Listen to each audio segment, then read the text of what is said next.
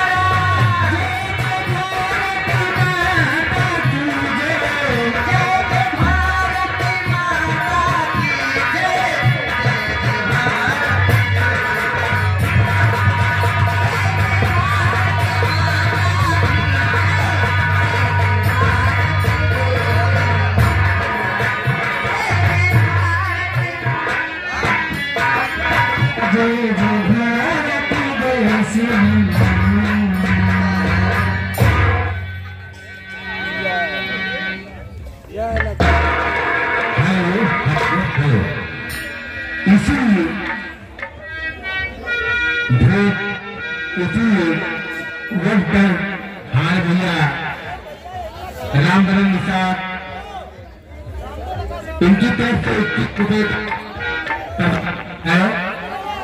Party हाथी स्वागत अभिनंदन करती है।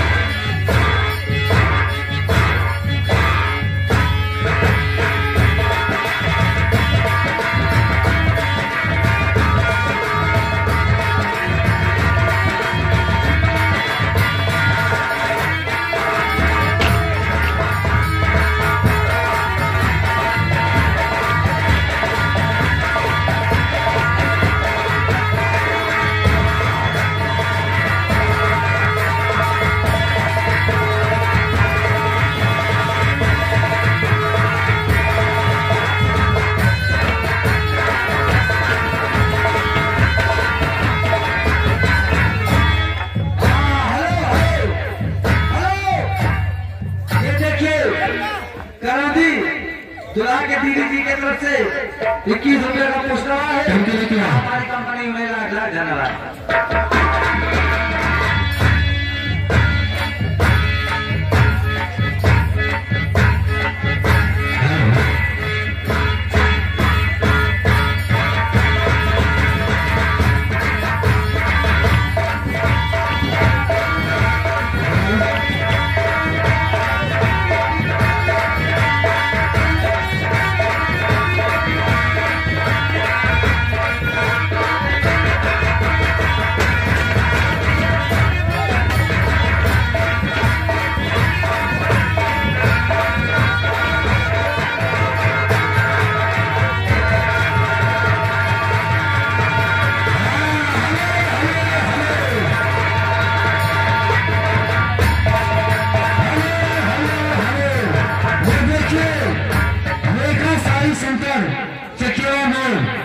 के तरफ से ₹20 का पुरस्कार है। हाँ, हमारी कंपनी भाई साहब को लाख धन्यवाद देते हैं। हेलो मैडम, आप भी कुछ दे दें।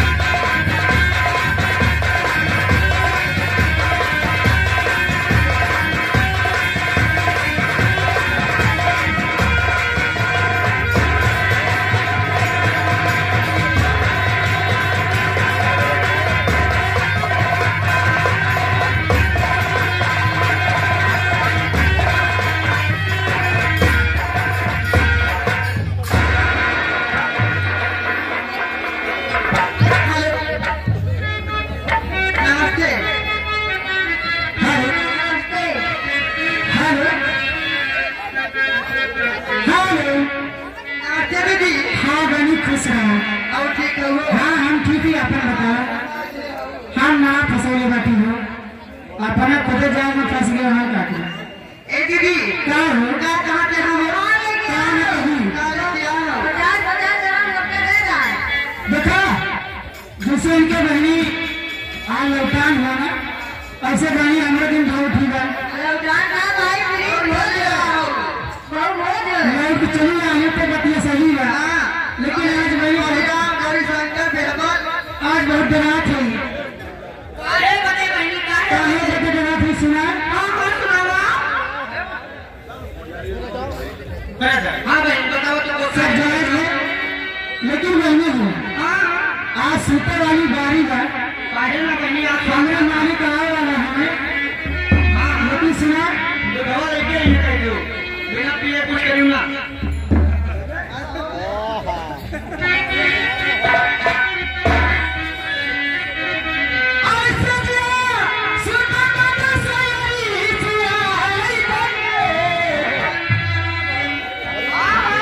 अरे मैंने मेरे मालिक कैसे है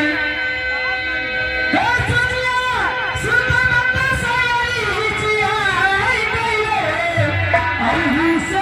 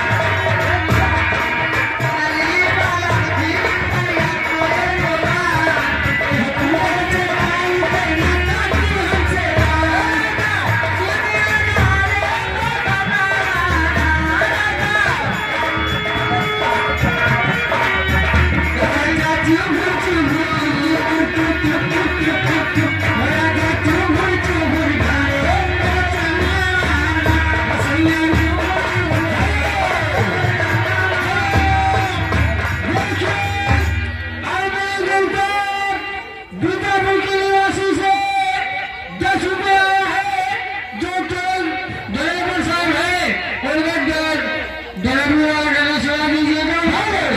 जी हाँ ड्राइवर बस कहना है अरे हो बड़ी बारी राजा अच्छा अरे घर में मरना राजा कहाँ की दवा देखी चिकन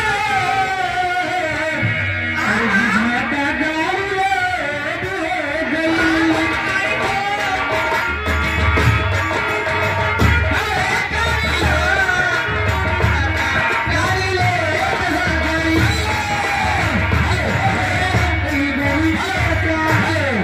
ये देखिए आगे भैया हमारे भाई साहब मंजीत भाई से गाने में खुश होकर 20 रुपये दे रहे हैं। जी हाँ हम हमारी पार्टी भैया को धन्यवाद। देखिए चिकन बुझाता गाड़ी लोड हो गई। हाथी देवा देखिए चिकन बुझाता गाड़ी लोड हो गई।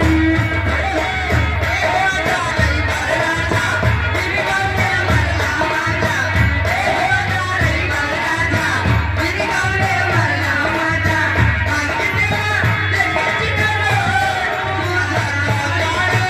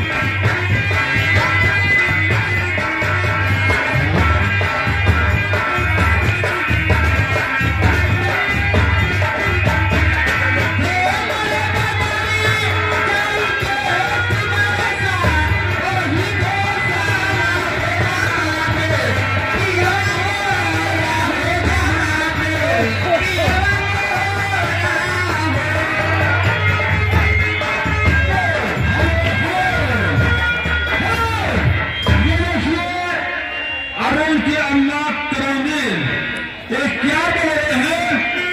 ये चुप्पड़ हमारे धन्यवाद। हमारी पार्टी लाला धन्यवाद और कहना है और इसीलिए क्या गए शिव निषाद कहाँ है? उनकी तरफ से 20 रुपए का पुरस्कार लेकर से बार-बार नमस्कार। और शहर में कहना है गुणदान महादान मेरा है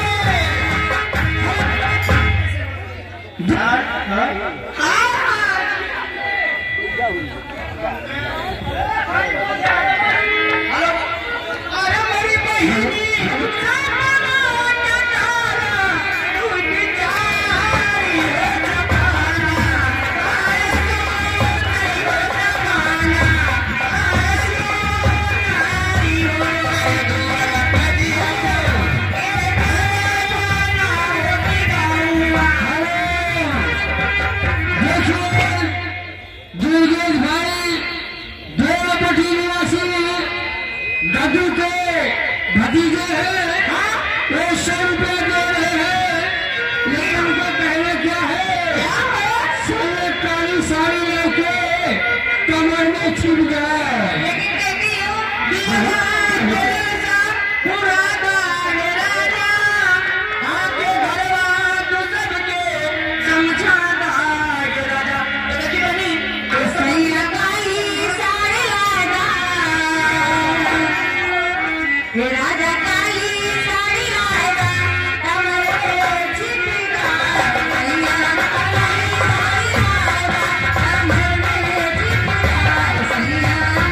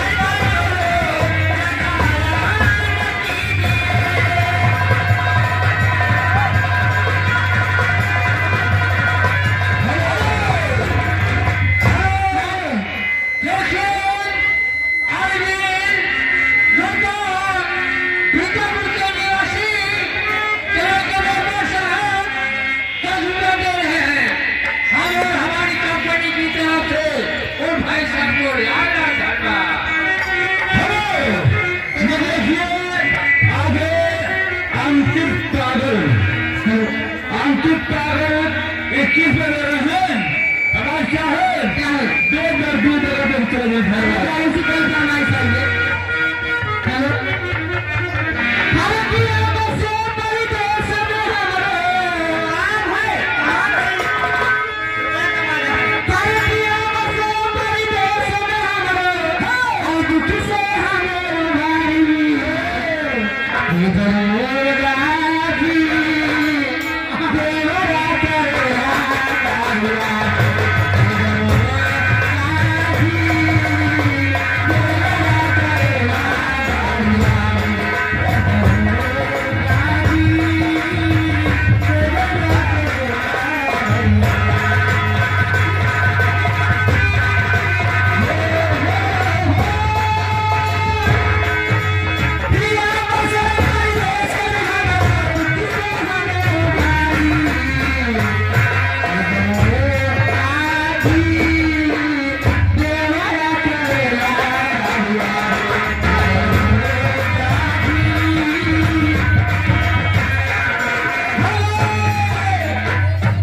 इससे पहले फरमाइश क्या है?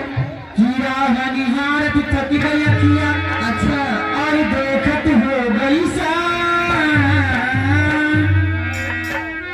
और कितगर देखती रह गए आए ना मेरे घर सा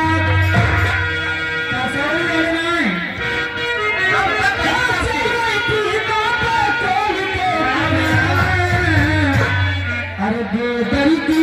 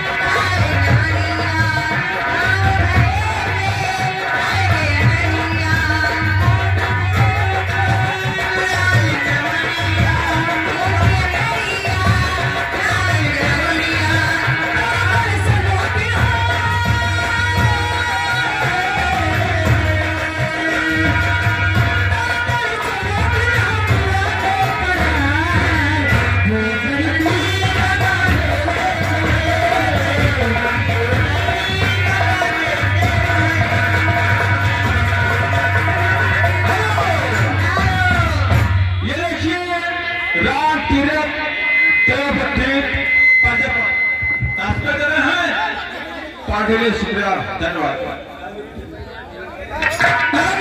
श्रीनाथ राय साहब की कोई फरमाइश है जो पिपरी के निवासी है। कहना है बेटी रबिया मर गई सच कहतानी हे मर गई पीरा पिया सच कहतानी हे जैसे चूहे महुआ राजा हे जैसे चूहे महुआ राजा चूहे महुआ